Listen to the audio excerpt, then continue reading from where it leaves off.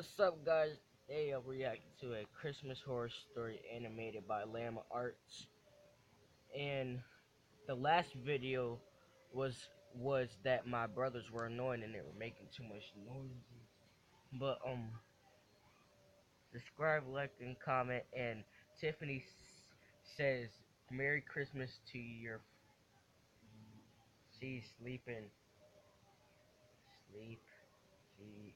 She. Well, subscribe, like, and comment. And I don't know. This story took place about 5 years ago on Christmas Eve night. It was around 1 in the morning, and I had just finished placing presents under the tree.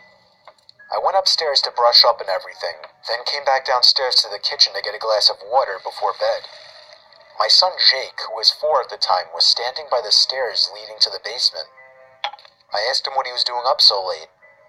He pointed down the stairs and said, "Santa." I picked him up and carried him back to his room.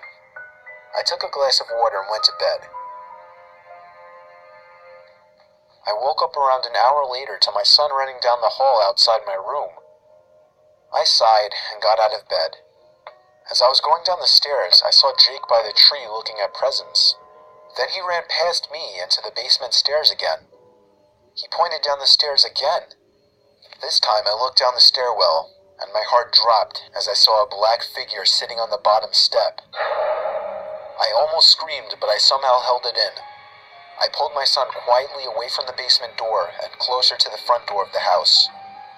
I moved my hand away from my son's mouth to reach for the lock in the doorknob.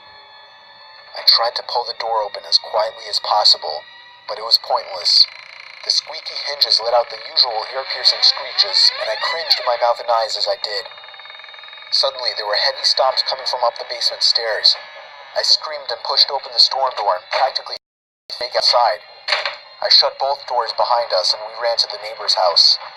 I rang the doorbell as fast as possible, probably 30 times before they answered.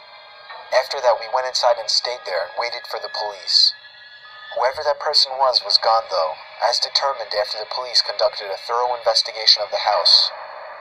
I ended up lying to Jake, telling him that I actually was Santa Claus, but a few years later, he remembered the incident and became a little more wise to what actually happened.